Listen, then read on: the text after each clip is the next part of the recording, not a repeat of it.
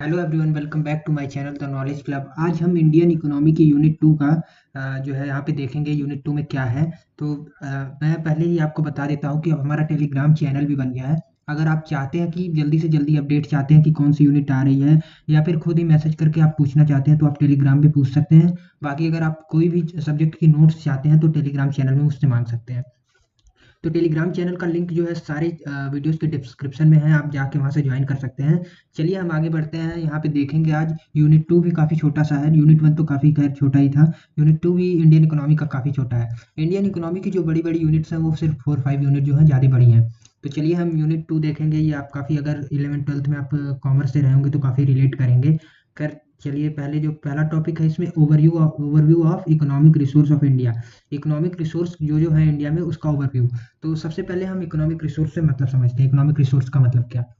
देखिए, economic resource ऐसी ऐसी रिसोर्स जो कि हमारी इकोनॉमी को डेवलपमेंट करने में काम आ रही हो।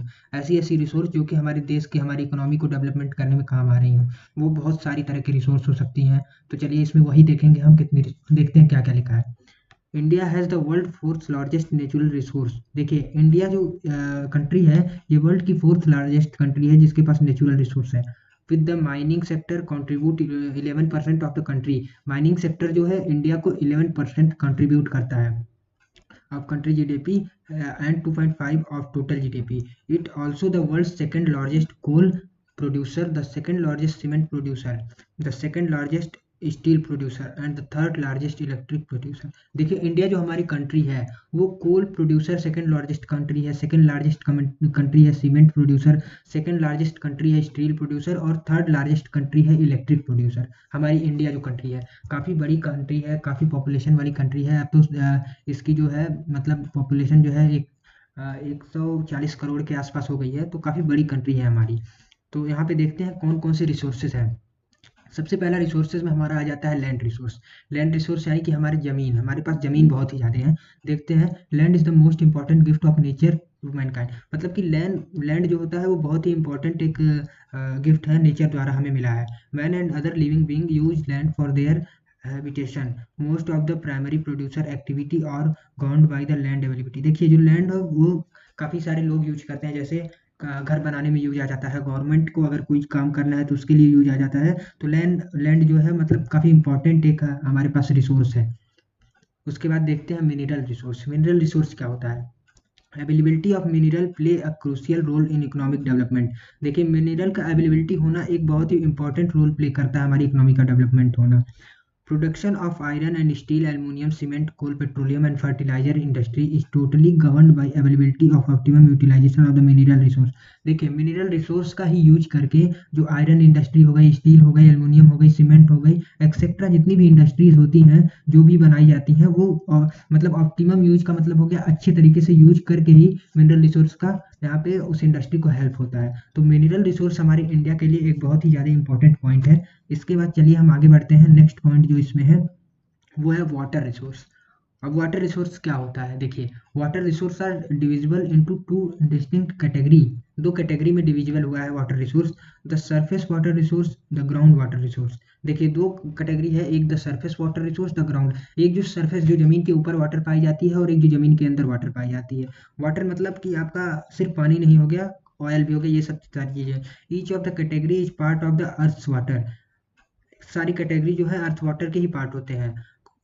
Circulatory system called the hydrologic cycle and it ultimately divide from participation which is rainfall plus. देखिए, कहने का मतलब हो गया वाटर रिसोर्स हमारे लिए बहुत ही ज़्यादा इंपॉर्टेंट हो जाती है किसी भी इंडस्ट्री के लिए और किसी भी कंट्री के लिए। अगर वाटर है तभी हमारी कंट्री को डेवलपमेंट करने में हेल्प बहुत ज़्यादा होता है। अब वाटर रिसोर्स दो तरीके की हो सकती हैं। एक तो आपकी जो अंदर पाई जाती है ज़मीन की, और एक ज़मीन के जो ऊपर पाई जाती हैं। तो दो तरीके की वाटर रिसोर्स होती हैं। फोर्थ पॉइंट पे हम चलते हैं, फॉरेस्ट रिसोर्स। फॉरेस्ट का मतलब आप समझते ही होंगे, जंगल जैसा जगह, जंगल जैसी जगह। तो forest occupy special place in the life and through of the people. They form an important renewable nature resource. देखिए, फॉरेस्ट बहुत ही ज़्यादा इंपॉर्टेंट हो जाता है, ये एक नेचुरल रिसोर्स में ही आता है। Forest ecosystem is dominatory for tree their space. Forest मतलब देखिए, जैसे फॉरेस्ट का एक, फॉरेस्ट रिसोर्स का बहुत ही बढ़िया एग्जांपल है ट्री। पेड़ जो होते हैं, पेड़ों को काट के जो है कई सारी इंडस्ट्रीज में काम होता है। जैसे मान लीजिए पेड़, वैसे तो काटना नहीं चाहिए जल्दी। अब पेड़ों के पत्ते से ही हमारी जो हम पेपर पे लिखते हैं या फिर जो भी हमारी कॉपी होती है वो बनती है। तो फॉरेस्ट रिसोर्स भी बहुत ही ज़्यादा इंपॉर्टेंट होती है इकोनॉमी के डेवलपमेंट के लिए। चलिए आगे देखते हैं। सबसे इम्पोर्टेंट ह्यूमन रिसोर्स, इसके बिना कुछ कोई काम हो ही नहीं सकता। आप कोई भी रिसोर्स लाइए, फॉरेस्ट लाइए, वाटर लाइए, आप कोई भी रिसोर्स लाइए, अगर ह्यूमन का हाथ उसमें नहीं लगता है तो ह्यूमन रिसोर्स बहुत ही ज़्यादा इंपॉर्टेंट होता है। ह्यूमन का हाथ अगर उसमें नहीं लगेगा तो रिसोर्स जो है ऑप्टिमम यूज नहीं हो पाएंगी, अच्छे से यूज नहीं हो पाएंगी। तो human resource are playing an important role in attending economic development of a country. Human resource बहुत ही ज़्यादा इंपॉर्टेंट रोल प्ले करता है इकोनॉमी के डेवलपमेंट के लिए। Economic development of country involve proper utilization of its physical resource by its labor force and other form। देखिए जो भी फिजिकल रिसोर्स होती हैं उनको उनका प्रॉपर यूटिलाइजेशन करता है हमारा ह्यूमन रिसोर्स। उसके बाद देखते हैं, जैसे हो गया लेबर, हो गया मैन पावर, हो गया और the proper utilisation productivity potential of country. Human resource refers to people who are part of the workforce। The human resource play a significant role in economic of a country, contributing to productivity। productivity मतलब manufacturing करके और भी तरीकों से economic development में help करते हैं। The other resource become useful because of the input by the human resource. देखिए जो मैंने पहले बताया था आपको ये ह्यूमन रिसोर्स शुरू करने से पहले कि ह्यूमन रिसोर्स एक ऐसा रिसोर्स है, वो जब कोई भी रिसोर्स तभी यूजफुल हो पाता है जब हम अपनी ह्यूमन रिसोर्स से इनपुट करते हैं। जैसे मान लीजिए अब हमें एक कॉपी बनानी है, तो कॉपी बनाने के लिए क्या क्या यूज हो सकता है? मशीनरी का यूज हो सकता है, ठीक है। अब हमें अगर कॉपी बनानी है तो पेड़ के जो पत्ते होते हैं उनका यूज हो सकता है, काफ़ी सारी ऐसी चीज़ें हो सकती हैं यूज जिनका हो सकता है। लेकिन वो यूज तभी होगा, वो बनेगा तभी जब एक ह्यूमन उस मशीनरी को कंट्रोल करेगा। ऐसा तो नहीं है कि अपने आप मशीन चल देगी। तो ह्यूमन रिसोर्स बहुत ही ज़्यादा इंपॉर्टेंट होता है। उसके बाद हम देखेंगे नेशनल पॉपुलेशन पॉलिसी। देखिए एनएनपी बोलते हैं, ये 2000 में आया था, 2000 में नेशनल पॉपुलेशन पॉलिसी। इसमें पहले ही बता रहे थे, नेशनल पॉपुलेशन का पॉलिसी का मतलब ये हो गया कि गवर्नमेंट द्वारा कुछ ऐसी रूल्स एंड रेगुलेशंस लाना जो कि पॉपुलेशन को कंट्रोल कर सके। अब जैसे कि आप देखे होंगे यूपी में, उत्तर प्रदेश में अभी कुछ दिन पहले ही एक जो है रूल आया है कि मतलब 2 से ज़्यादा बच्चे जिनके होंगे उनको गवर्नमेंट की कुछ बहुत सारी फैसिलिटीज़ नहीं मिलेंगी। तो देखिए the NNP national population policy 2000 is the central government second population policy. एक सेकंड पॉपुलेशन पॉलिसी है जो कि सेंट्रल गवर्नमेंट द्वारा जनरेट की गई है। The NNP states its immediate objective as addressing the unmet need of confidential health care infrastructure. देखिए NNP में ये भी डिस्क्राइब किया गया, मतलब ये भी एक रूल आया है कि एक ऐसा मतलब एक इसका एक ऑब्जेक्टिव हो गया है कि जैसे मान लीजिए किसी को ज़रूरत पड़ती है, उसकी हेल्थ ख़राब हो जाती है, उसको इंफ्रास्ट्रक्चर, तो इस तरीके का भी हेल्प करता है। देखिए एनएनपी का मतलब यही हो गया कि एनएनपी में जो मेन पॉइंट पढ़ने वाला आपका है कि मतलब जो पॉलिसी है वो किस चीज़ के लिए थी। तो पॉलिसी इस चीज़ से रिलेटेड है कि पॉपुलेशन को कंट्रोल करने के लिए। पॉपुलेशन कंट्रोल करने के लिए सबसे पहले पॉलिसी का मतलब तो यही हो गया कि देखिए स्टार्टिंग में आया था 2000 में, और इसका मतलब यही था कि ज़्यादा से ज़्यादा जो है पॉपुलेशन कंट्रोल हो सके। The primary goal is to achieve a stable population that meets the requirement of long-term economic growth, social development and environment protection। ऐसा एक देखिए इसका प्राइमरी गोल यही था कि स्टेबल पॉपुलेशन बनाए जो इकोनॉमी की जिससे इकोनॉमी की ग्रोथ भी हो, सोशल का डेवलपमेंट हो, इकोनॉमिक प्रोटेक्शन, हमारा इकोनॉमिक प्रोटेक्ट भी रहे। The government of India develop several policy for population control in various 5 year. मतलब कि कई सारे 5 ईयर प्लान ले आके गवर्नमेंट ने कंट्रोल करना चाहा। तो यहाँ पे इसमें लिखा है कि मतलब जो इनका मेन गोल था एनएनपी का जो 2000 में आया था कि पॉपुलेशन को कंट्रोल करना और एक ऐसा मतलब स्टेबल पॉपुलेशन कंट्री बनाना।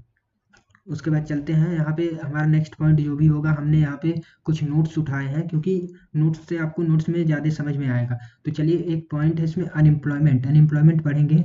तो हमने नोट्स इसलिए मंगवा लिया है इंडियन इकोनॉमी का ताकि आपको अच्छे से समझ में आए। It is state inactivity suffered by a worker in spite of his intention to find work and in spite of the physical fitness to carry on। देखिए अनएम्प्लॉयमेंट क्या होता है? अनएम्प्लॉयमेंट का मतलब क्या होता है? अनएम्प्लॉयमेंट जब कोई भी व्यक्ति कहीं पे काम ना कर रहा हो, कहीं पे उसकी जॉब ना लगी हो, वो खाली घर पे बैठा हो, उसी को बोलते हैं हम unemployment. Unemployment is also defined in voluntary idea time of a person willing to work at work prevailing rate of payment unable to find work. देखिए मतलब अनएम्प्लॉयमेंट का मतलब एक आदमी वर्क करना चाह रहा है लेकिन उसे काम नहीं मिल रहा है, वो काम करना चाह रहा है लेकिन उसे काम नहीं मिल रहा है, इसी को कहते हैं अनएम्प्लॉयमेंट। अनएम्प्लॉयमेंट एक बहुत ही बड़ा फैक्टर है हमारी कंट्री के लिए, जिसकी वजह से हमारी कंट्री में पॉवर्टी इतनी ज़्यादा है।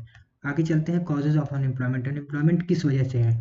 इन अप्रोप्रिएट एजुकेशन सिस्टम, हमारी जो एजुकेशन सिस्टम है उसकी वजह से भी एक ये कॉज है कि अनएम्प्लॉयमेंट है, क्योंकि ज़्यादा लोग पढ़े लिखे नहीं रहते हैं तो वो उनको जॉब मिलती नहीं है। इलिटरेसी का मतलब वही हो गया कि लिटरेट नहीं है, पढ़े लिखे नहीं है। थर्ड है weakness in planning technique. Weakness in planning technique मतलब प्लानिंग टेक्निक की एक वीकनेस हो जाती है। उसके बाद पॉपुलेशन ग्रोथ, जो हमारी पॉपुलेशन इतनी बढ़ती जा रही है उसकी वजह से हमारी कंट्री में जो अनएम्प्लॉयमेंट बहुत ज़्यादा है, क्योंकि देखिए नौकरियां कम है, वैकेंसियां कम है, पढ़े लिखे लोग कम है और पॉपुलेशन बढ़ती जा रही है, तो अनएम्प्लॉयमेंट होगा ही। Social and culture factor, social culture factor भी एक बहुत ही बड़ा फैक्टर है। सोशल मतलब जैसे कल्चरल फैक्टर, जातिवाद को देख के ये सब फैक्टर जो है काफ़ी इफेक्ट करते हैं अनएम्प्लॉयमेंट के लिए। उसके बाद देखेंगे टाइप्स ऑफ अनएम्प्लॉयमेंट, कितने तरीके के अनएम्प्लॉयमेंट होते हैं। देखिए 5 या 6 तरीके के अनएम्प्लॉयमेंट होते हैं। पहला हो जाता है cyclic unemployment. It acquire when the economy need low work force. This type of unemployment acquire due to economic disequilibrium. This form of unemployment is mostly known as cyclic unemployment since unemployment move with trade cycle। मतलब कि ऐसा unemployment जैसे cycle आप समझते होंगे चलता रहता है, कभी जॉब लगती है कभी जॉब नहीं लगती है, किसी वजह से जॉब छूट जाती है फिर जॉब लगती है, तो ये एक अनएम्प्लॉयमेंट का पहला पार्ट हो जाता है। सेकेंड पार्ट है frictional unemployment. This unemployment acquire when This unemployment occurs when a person is out of one job in searching for another job. It generally requires some time before a person can get the next job. देखिए इस unemployment का मतलब होता है कि जब एक आदमी दूसरी जॉब सर्च करता है उसकी वजह से पहली जॉब छोड़ देता है, तो इसको कहते हैं फिक्शनल अनएम्प्लॉयमेंट। एक minute, laptop discharge.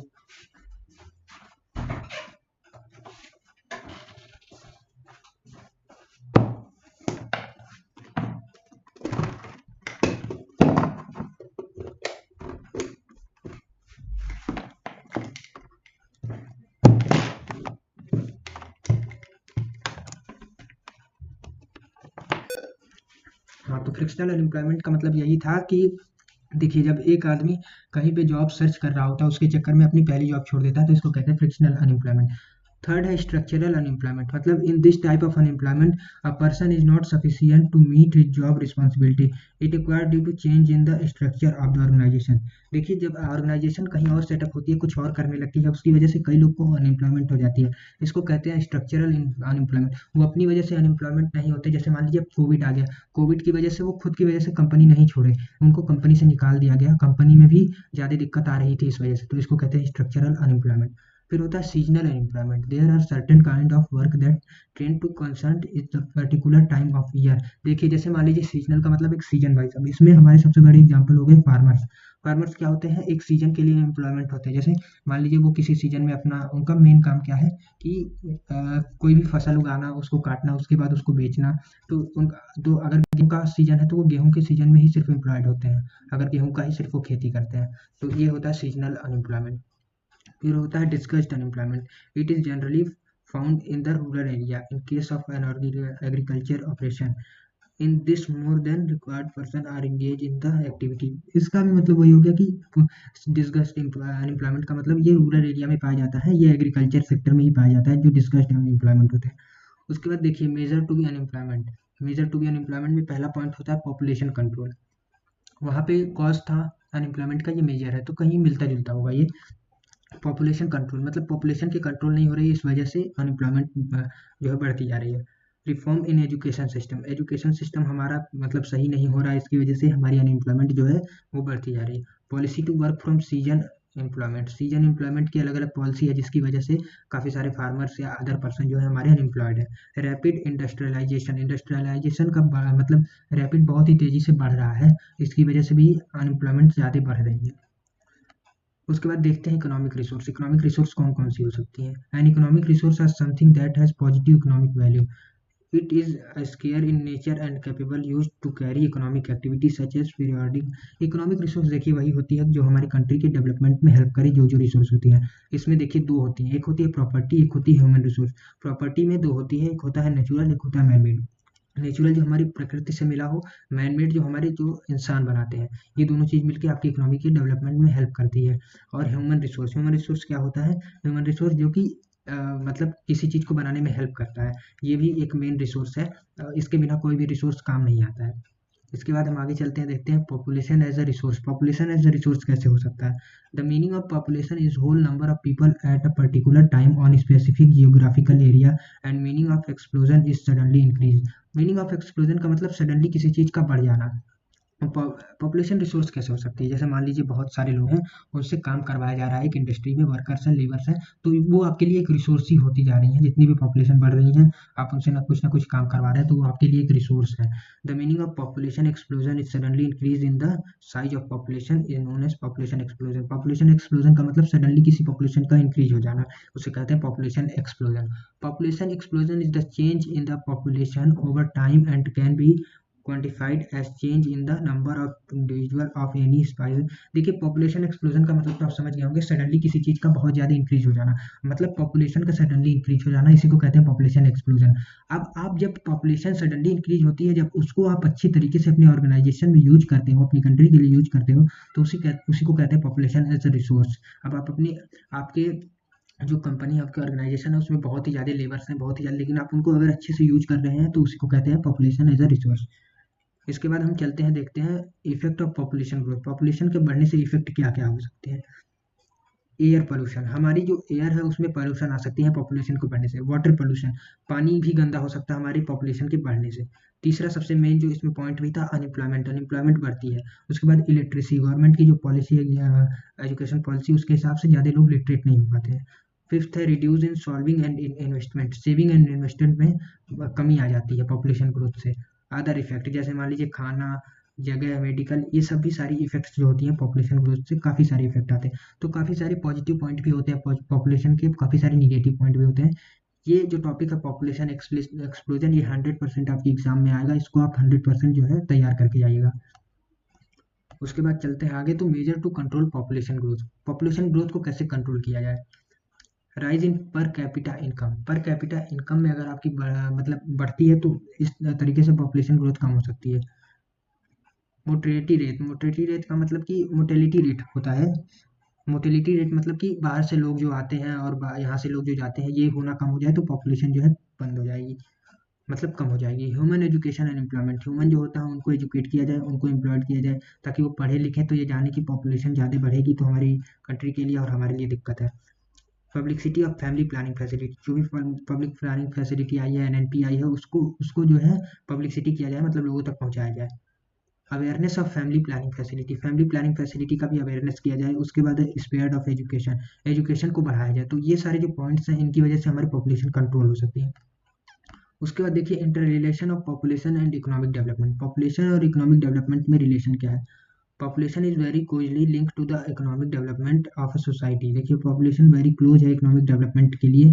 The quality, quantity, structure, distribution and movement of a population can help to hinder the rate of economic development. देखिए, जो भी स्ट्रक्चर, डिस्ट्रीब्यूशन, जो भी पॉपुलेशन के जो पार्ट है, ये सब इकोनॉमिक डेवलपमेंट में हेल्प करते हैं। A developed country with low production density and low percentage of employment, people need an increase in population in order to keep up with the economic development। देखिए, कई सारी countries चाहती हैं कि उनकी जो पॉपुलेशन बढ़े, लेकिन जिस कंट्री में देखिए, अब कोई भी चीज़ है, तो उसके पॉजिटिव निगेटिव इफेक्ट तो रहती है। तो पॉपुलेशन हमारी कंट्री की डेवलपमेंट में भी हेल्प कर रहा है। कैसे हेल्प करता है? देखिए, हमारी कंट्री में किसी भी चीज़ की कमी नहीं है। जैसे मान लीजिए किसी भी लेबर्स की कमी नहीं है, किसी भी हर तरीके के आपके लोग मिल जाएंगे। अगर आप देखेंगे ह्यूमन रिसोर्स में, तो पढ़े लिखे लोग भी मिल जाएंगे, नहीं पढ़े लिखे भी लोग मिल जाएंगे, लेबर्स भी मिल जाएंगे। तो ये इस तरीके से हेल्प करता है, और ये रिलेटेड है हमारी पॉपुलेशन हमारी इकोनॉमिक डेवलपमेंट के लिए। उसके बाद चलते हैं पॉपुलेशन ग्रोथ की पॉजिटिव इफेक्ट। इंक्रीज इनोवेशन, नई नई इनोवेशन होती हैं हमारी पॉपुलेशन जो बढ़ती है, तो उसके बाद जो भी उनमें से अच्छे लोग आते हैं, पढ़े लिखे लोग आते हैं, वो अच्छा अच्छा इनोवेशन करते हैं। इंक्रीज इन इन्वेस्टमेंट, इन्वेस्टमेंट में जो है इंक्रीज होती है। Increase in supply of labour, labour जो है हमारी ऑर्गेनाइजेशन के लिए बढ़ जाते हैं। Rise in population leads to increase in demand, rise in population, population जो है हमारी बढ़ती है। इंक्रीज इन डिमांड, डिमांड भी हमारी बढ़ती रहती है, जिसकी वजह से सप्लाई बढ़ता है। इंक्रीज इन प्रोडक्टिविटी, ज़्यादा से ज़्यादा हम मैन्युफैक्चर कर पाते हैं। देखिए, अब निगेटिव क्या होता है? Increase in use of resource, uses of resource, resource का बहुत ही ज़्यादा यूज होने लगता है। उसके बाद है इंक्रीज इन पॉपुलेशन, पॉपुलेशन ज़्यादा बढ़ती है, increase in uses of population. Public health concern, public health concern का मतलब ये हो गया कि जैसे हेल्थ की इशू भी रहती है, पॉपुलेशन बढ़ने से सबको फैसिलिटी नहीं मिल पाती। Habitat destruction. उसके बाद है यहाँ पे ये वाला पॉइंट कवर हो गया पॉपुलेशन और इकोनॉमिक डेवलपमेंट में। Every business unit need human resource for the candidate. वही मैंने बताया कि कोई भी बिजनेस होती है, कोई भी ऑर्गेनाइजेशन होती है, उनको ह्यूमन रिसोर्स की जरूरत पड़ती है। तो अगर वो अच्छे से यूज कर रहे हैं अपने ऑर्गेनाइजेशन में, तो उससे हमारी इकोनॉमी का डेवलपमेंट होगा, हमारी ऑर्गेनाइजेशन का डेवलपमेंट होगा। तो चलिए, ये मतलब यूनिट 2 इंडियन इकोनॉमी का यही खत्म होता है। आप इसको अच्छे से देख लीजिएगा, अच्छे से रीड कर लीजिएगा। कई सारे टॉपिक्स हैं जो मैंने इसमें शॉर्ट में ख़त्म करने की कोशिश की है। और अगर आपको नोट्स चाहिए तो आप ज़रूर टेलीग्राम चैनल को ज्वाइन करिएगा, लिंक आपके डिस्क्रिप्शन बॉक्स में दे दिया जाएगा। Thank you very much.